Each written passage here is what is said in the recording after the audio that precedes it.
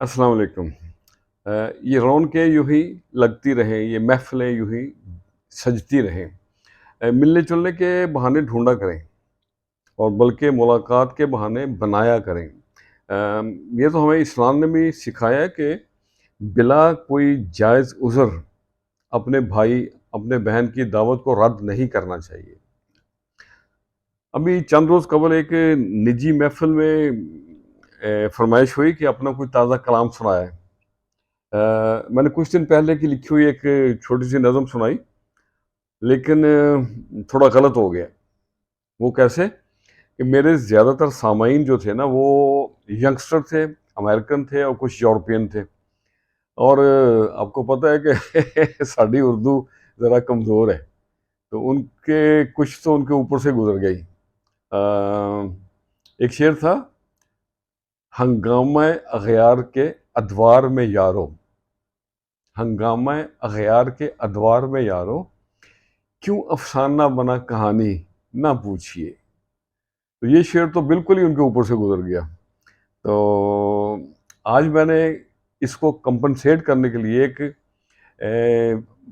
अपनों के लिए छोटी-सी एक छोटी बहर की सादा अल्फाज में एक नज़म लिखी है, वो आपके साथ शेयर करते हैं।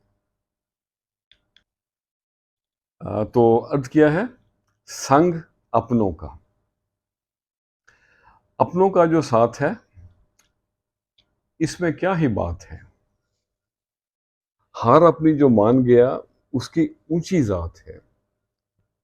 अपनों का जो साथ है, मिल बैठे दीवाने चार, मिल बैठे दीवाने चार, रब की ये सौगात है। अपनों का जो साथ है, उसमें क्या ही बात है। बिन अपनों के आंगन सूना, बिन अपनों के आंगन सूना, गुल है ना कोई पात है। अपनों का हो साथ अगर, बादल बिन बरसात है। और मकसद है, कोई हार के यहाँ जीत गया, कोई हार के यहाँ जीत गया, न्याज की गहरी बात है। अपनों का जो साथ है, उसमें क्या ही बात है। तो आज के लिए इतना ही।